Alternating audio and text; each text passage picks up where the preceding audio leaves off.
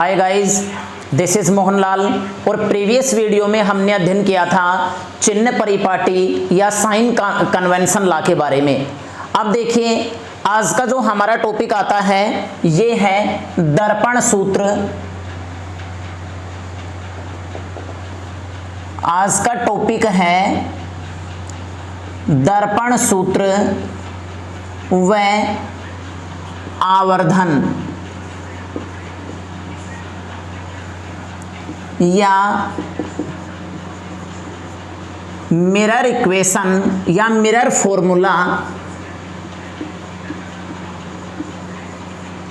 And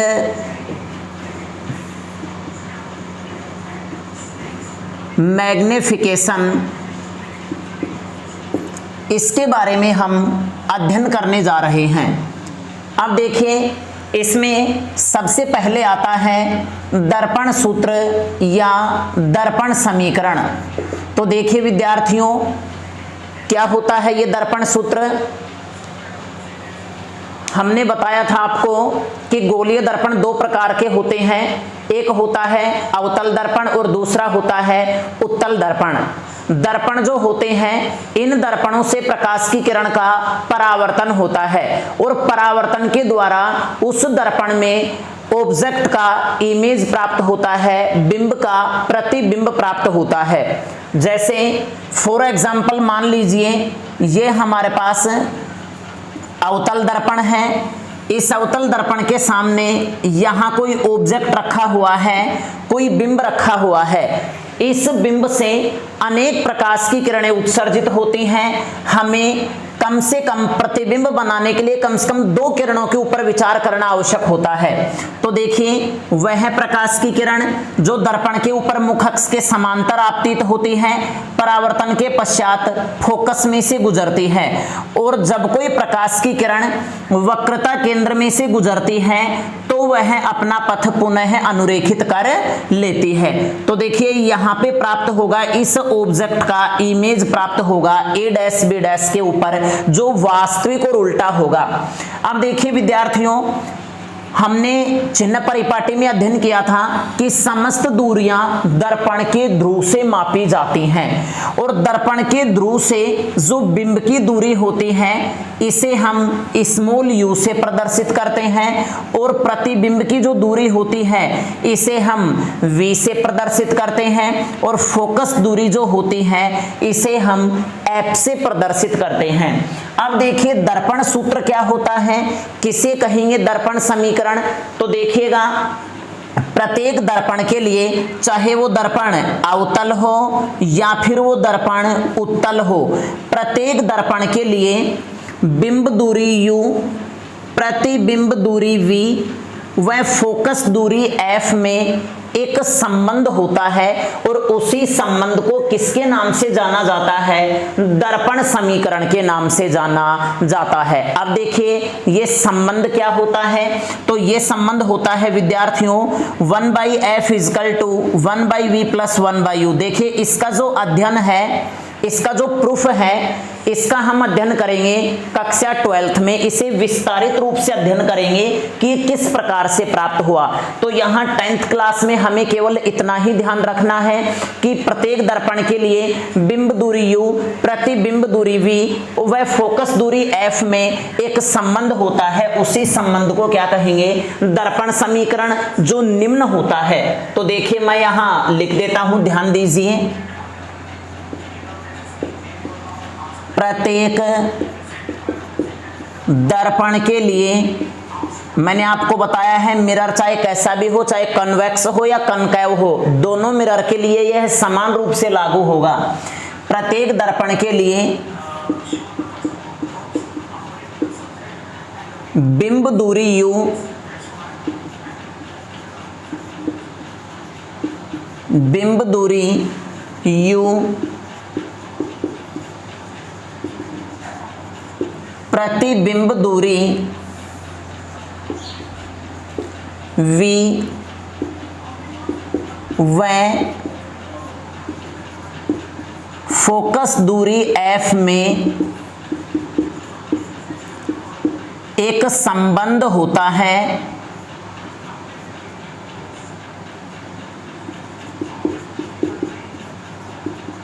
जिसे दर्पण समीकरण कहा जाता है, या फिर ये कहिए दर्पण सूत्र कहा जाता है, जिसे दर्पण समीकरण या दर्पण सूत्र कहा जाता है। यह संबंध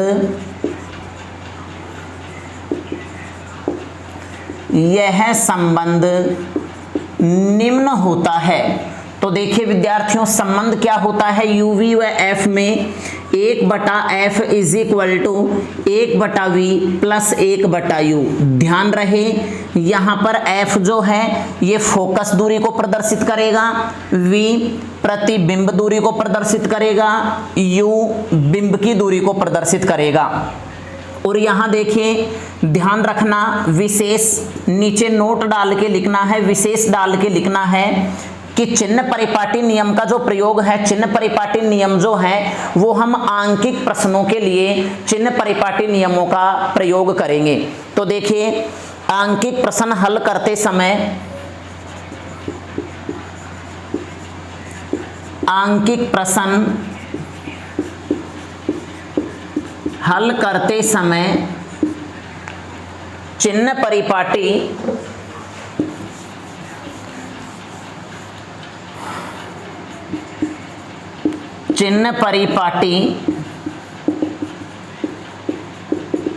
नियमों का प्रयोग करते हैं। ध्यान रहे चिन्ह परिपाटी जो नियम है ये दर्पण चाहे उत्तल हो या अवतल हो दोनों के लिए समान रूप से लागू होंगे। तो इसका एज इट इज स्क्रीनशॉट लेके इसे उतारिए, फिर हम अध्ययन करेंगे दर्पण के आवर्धन के बारे में।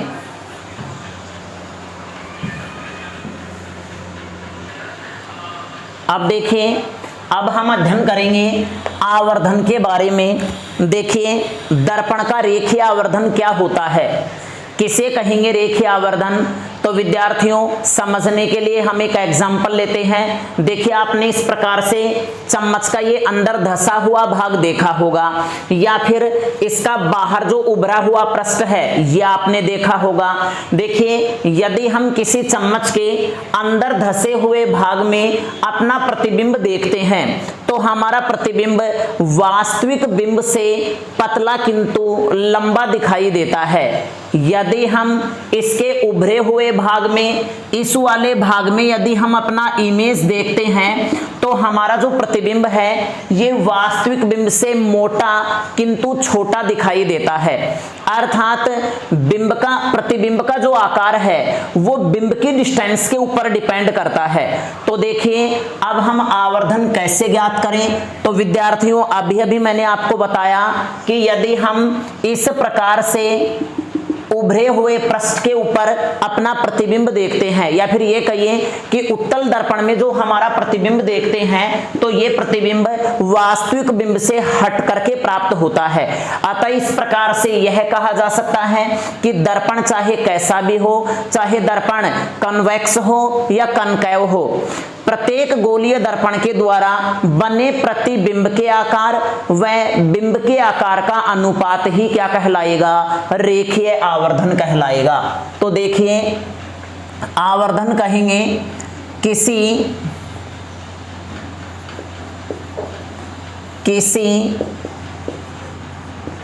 गोलीय दर्पण के द्वारा बने प्रतिबिंब के आकार कहिए या प्रतिबिंब की ऊंचाई कहिए, एक ही बात है। प्रतिबिंब की ऊंचाई व बिंब की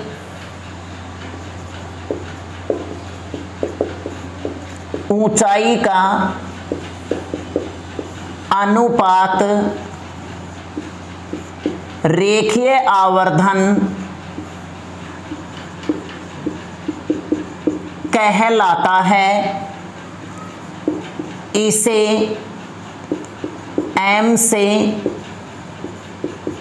प्रदर्शित करते हैं, इसे m से प्रदर्शित करते हैं। एक बार फिर से ध्यान दीजिएगा, मैंने आपको बताया है कि यदि हम अवतल वाले पृष्ठ के या अवतल दर्पण के अंदर हमारा प्रतिबिंब देखते हैं तो प्रतिबिंब जो है वो वास्तविक बिंब से हटके प्राप्त होता है।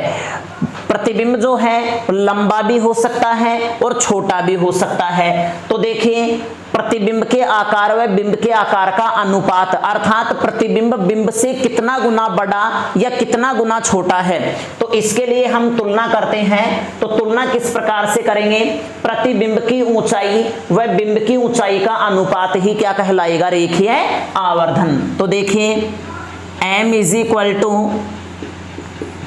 प्रतिबिंब की ऊंचाई अपॉन बिंब की ऊंचाई। अब देखिए विद्यार्थियों, प्रतिबिंब की जो ऊंचाई है उसको हम मान के चलते हैं h डैश से और बिंब की जो ऊंचाई है इसको हम मान के चलते हैं h। तो देखिए इसके लिए यहां मैं आपको डायग्राम बना देता हूं, साथ में आपको बनाना भी है, ध्यान दीजिएगा।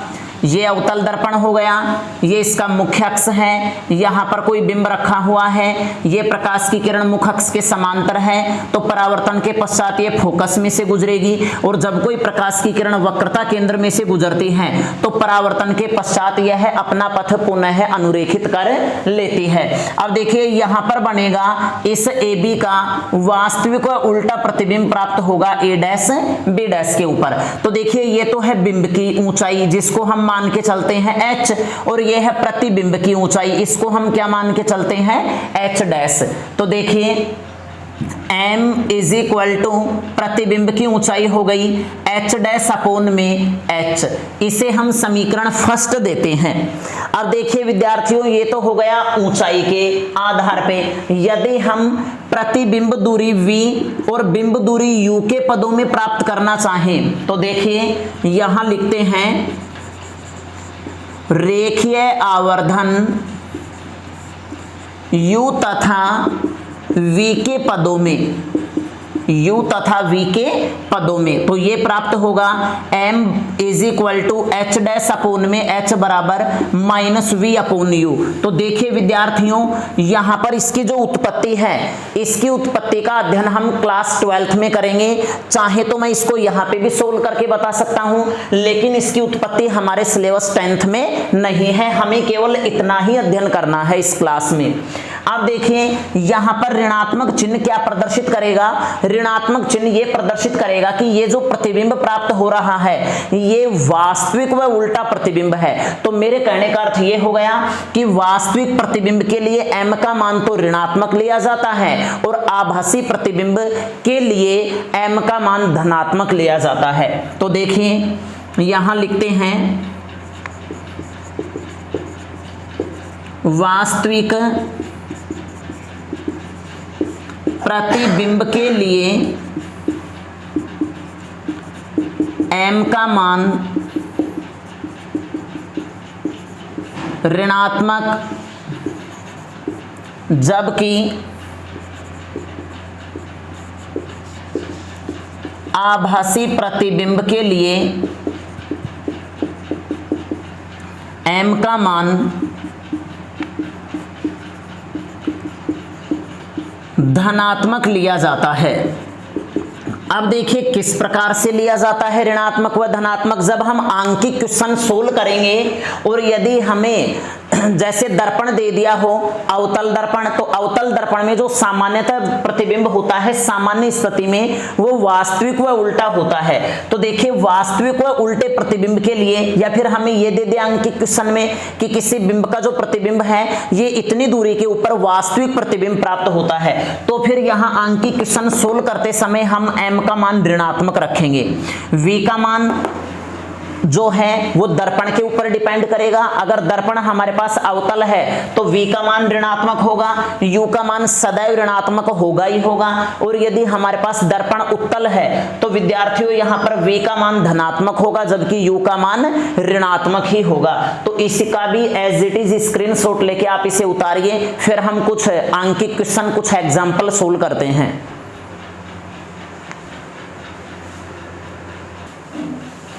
हाँ तो विद्यार्थियों यहाँ देखिए एग्जाम्पल 10.1 आता है, किसी ऑटोमोबाइल में पीछे का दृश्य देखने के लिए।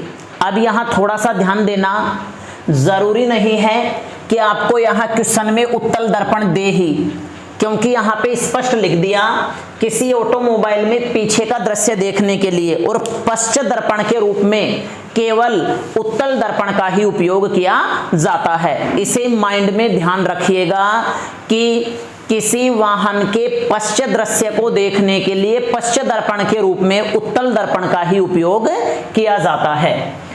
अब यहां देखिए, उत्तल दर्पण की वक्रता त्रिज्या रेडियस ऑफ कर्वेचर 3 मीटर है। यदि एक बस इस दर्पण से 5 मीटर की दूरी पर है तो कहने का अर्थ ये हो गया कि ये जो दिया गया है ये बिंब की दूरी दे रखी है, तो प्रतिबिंब की स्थिति, प्रकृति व साइज ज्ञात कीजिए।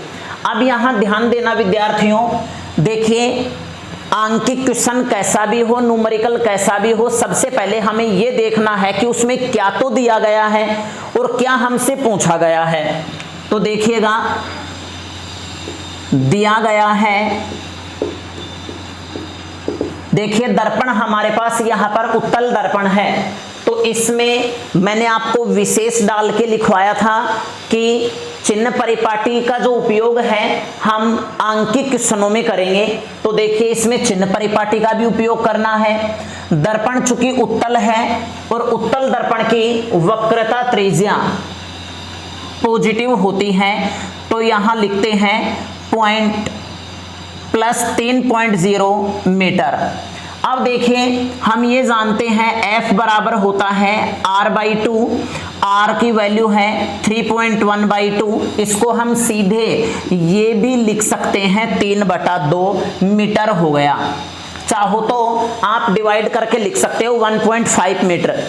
अब देखें और क्या दिया गया है, यदि एक बस इस दर्पण से 5 मीटर की दूरी पर है तो यहां पर देखिए u का जो मान है वो दे रखा है 5 मीटर, लेकिन यहां ध्यान देना ऑब्जेक्ट डिस्टेंस जो होती है वो ऑलवेज नेगेटिव होती है, हर स्थिति में नेगेटिव होती है बिंब की दूरी।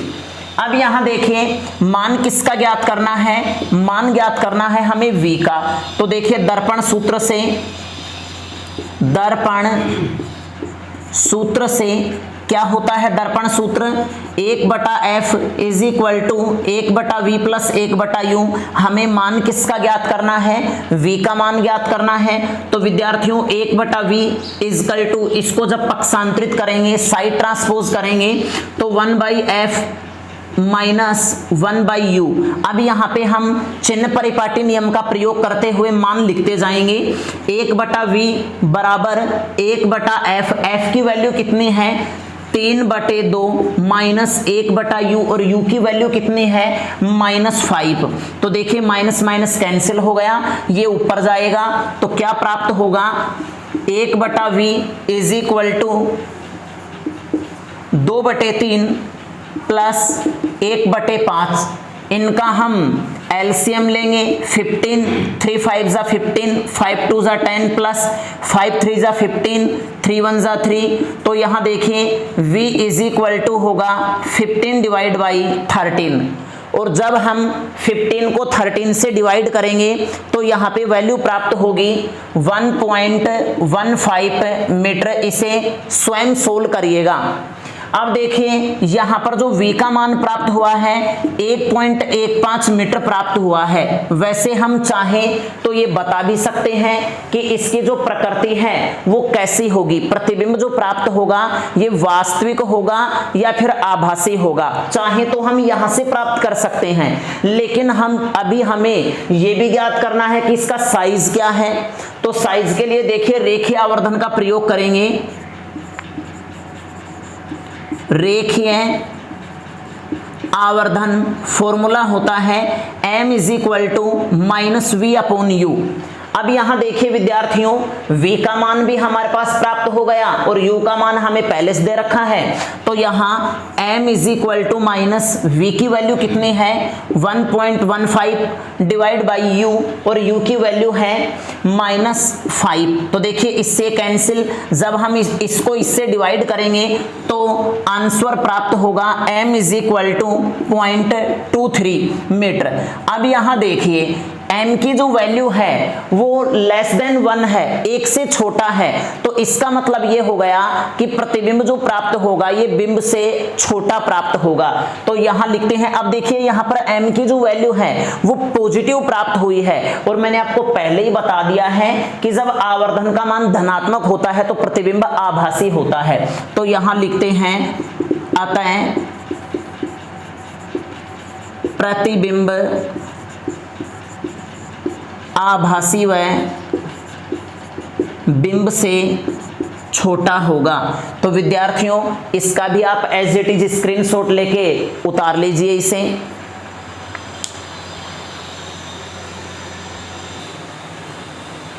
हाँ तो विद्यार्थियों अब देखिए नेक्स्ट एग्जांपल आता है 10.2। क्या दिया गया है इसमें, कोई 4 सेंटीमीटर साइज का बिंब किसी 15 सेंटीमीटर फोकस दूरी के अवतल दर्पण से, देखिए आपको इसके ऊपर फोकस करना है, ध्यान रखिए 25 सेंटीमीटर की दूरी पर रखा है। तो दर्पण से किसी पर्दे को कितनी दूरी के ऊपर रखा जाए कि उस ऑब्जेक्ट का क्लियर इमेज प्राप्त हो और साथ में इस इमेज की प्रकृति तथा साइज भी हमें ज्ञात करना है। तो देखिए सबसे पहले हम लिखते हैं कि क्या दिया गया है। दिया गया है विद्यार्थियों यहाँ पे दर्पण कैसा है, अवतल। और देखिए अवतल दर्पण में आपको ध्यान रखना है कि देखो बिंब जो है वो मुख अक्ष के ऊपर इस प्रकार से रखा होगा, तो ऊपरी मुखी दूरी हम धनात्मक लेते हैं चिन्ह परिपाटी से। तो देखिए बिंब का जो साइज दे रखा है वो आएगा +4 सेंटीमीटर। आगे देखिए अवतल दर्पण की जो फोकस दूरी है वो 15 सेंटीमीटर है, 15 सेंटीमीटर है। और हम ये जानते हैं कि अवतल दर्पण की फोकस दूरी ऋणात्मक होती है -15 सेंटीमीटर। आगे देखिए अवतल दर्पण से 25 सेंटीमीटर की दूरी के ऊपर रखा है कोई बिंब, तो ऑब्जेक्ट की जो डिस्टेंस है वो ऑलवेज हम नेगेटिव लेंगे -25 सेंटीमीटर। आगे देखिए दर्पण से किसी पर्दे को कितनी दूरी के ऊपर रखा जाए, पर्दे की दूरी, वह दूरी जिसके ऊपर प्रतिबिंब क्लियर प्राप्त हो। तो कहने का अर्थ ये हो गया हमें प्रतिबिंब की दूरी ज्ञात करनी है और साथ में प्रतिबिंब की प्रकृति तथा साइज भी ज्ञात करना है।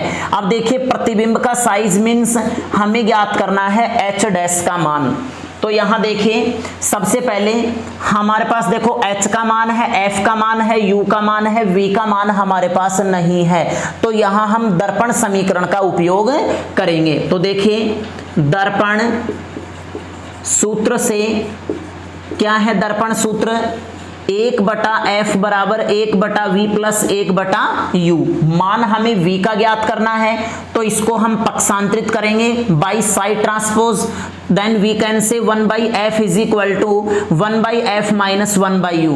अब देखिए हम चिन्ह परिपाटी से यहां हमने पहले ही मान ज्ञात कर लिया है कि h का, f का, u का ये मान हमें क्वेश्चन में दिए गए हैं, ये मान हम यहाँ पे रखते हैं तो वैल्यू प्राप्त होगी 1/v is equal to 1/f। देखिए f की वैल्यू कितनी दे रखी है -15, तो हम यहाँ पे रखेंगे -15 माइनस u का मान कितना दे रखा है -25, तो यहां रखेंगे -25।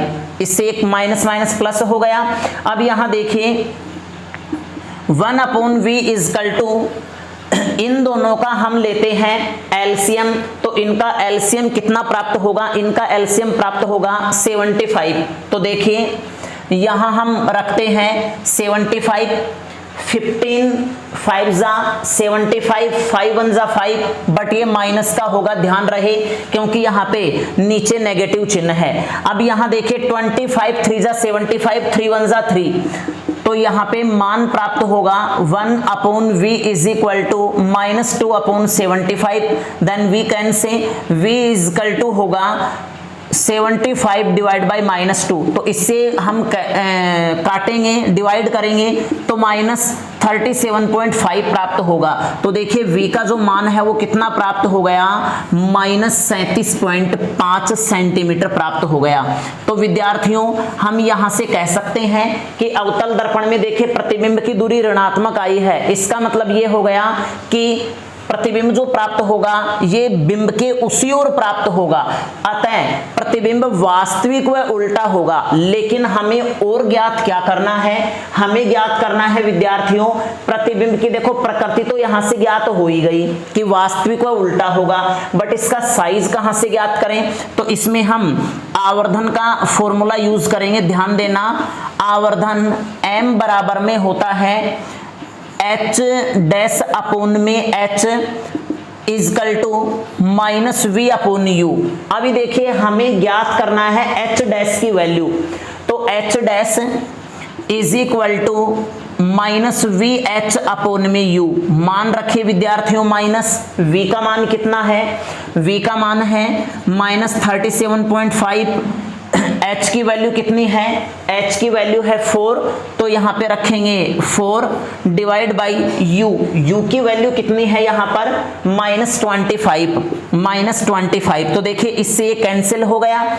अब यहां 37.5 को जब 4 से मल्टीप्लाई करेंगे तो 150 आएगा। तो यहां पे देखिए h dash is equal to 150 divide by 25 6 150। तो देखिए h डैश की जो वैल्यू है ये कितनी प्राप्त होगी, लेकिन यहां थोड़ा ध्यान रखिएगा, माइनस को जब प्लस से करेंगे तो माइनस आएगा और ये वैल्यू भी हमारी नेगेटिव आएगी, 6 आएगा। तो देखिए इसका जो इमेज का जो साइज प्राप्त हुआ है ये -6 सेंटीमीटर प्राप्त हुआ है। और हम यहां पे लिख सकते हैं, अतः प्रतिबिंब वास्तविक व उल्टा प्राप्त होगा, वास्तविक व उल्टा प्राप्त होगा। तो देखिए आप इसका भी एज इट इज स्क्रीनशॉट लेके आप इसे नोट्स में उतार लीजिए।